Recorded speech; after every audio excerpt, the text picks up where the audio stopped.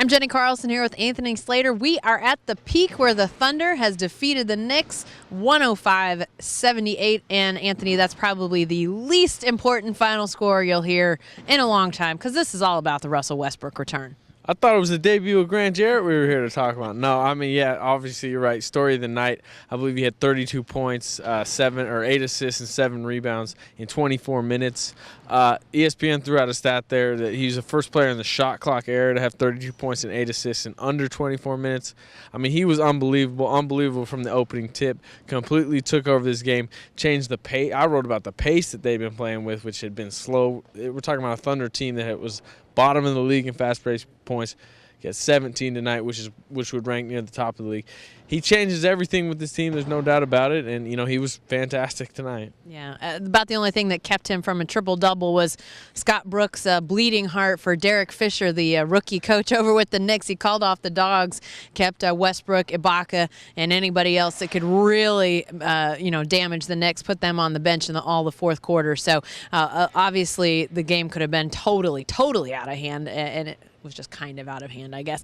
Let's talk a little bit about, you talk about that pace and how it's changed. I mean, obviously we're seeing the Thunder ramping it up with Kevin Durant still on the sidelines. Obviously Mitch McGary, Perry Jones, while not nearly as big-time of players as Kevin Durant, you got to think that they'll impact things too. How could this change things when you talk about pace, offense, and defense, and what it could mean for what we see out on the court? Yeah, I mean, we're talking about a team that always talk about identity of teams. I mean, over the past few years, it's become the identity of this team is they overwhelm people athletically. They have Russell Westbrook, Tasmanian Devil, up and down the court, taking over games. Kevin Durant with that length, with his athleticism, 4 or 7 foot is ridiculous. And then you have Serge Ibaka anchoring the defense, flying in for blocks. But without those, without Westbrook and Durant, Scott Brooks he didn't even want to, but to stay in close games, they had to shorten games. They had to walk the ball up the court, zone defenses at times.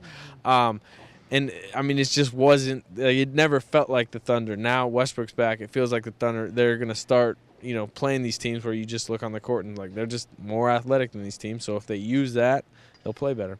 Yeah, the fast break numbers, I think you were saying they had averaged 6 points fast break a game in those first few games of the season. Tonight it was 17, which is a little above what they averaged last year when they had a more complete roster. So you got to think that fast break points will go up, offense off of defense being what it is. I wonder tonight, as you think about the guys that were on the court with Russell Westbrook, who do you think benefited most from his return? I mean, so Scott Brooks said in pregame it was him, and I mean, honestly, it is. He's able to play, have that fast pace. A guy we didn't see it a ton tonight, but I think really will is Steven Adams. He got a cut. I mean, I think first play of the game, he got a dunk right off a Westbrook pass. He had another one a little bit later. We didn't see a lot tonight because, nobody had to play that many minutes. Westbrook was the star. But I got to watch, I think, moving forward, Steven Adams. He's going to get a lot of easy baskets off Westbrook looks. All right, give us a little spin ahead here. It sounds like Kevin Durant is getting close. There's, not so subtle hints out there. Nick Carlsona was the latest one I heard saying he didn't know when, but he felt like it was soon. So what do we think? I mean, do we expect a full complement by a week from today?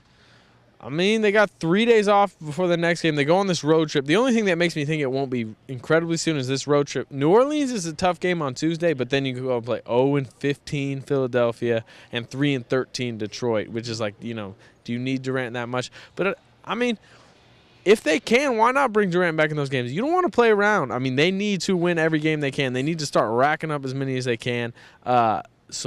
I wouldn't be surprised to see him on the road trip. My guess is we see him at some point on the road trip. Maybe they hold off another week, think they can get those 3 wins, and then go into the week after at home, Milwaukee, and then the Cavs come to town. Yeah. So be a fun time to have him back. But has been their tradition, bring guys back when they're ready. And I think if Durant's ready for any of those road games, I think we'll see him. You'll be covering him. You'll be there. And be sure to stay with the best coverage team anywhere at newsok.com and every day in the Oklahoman.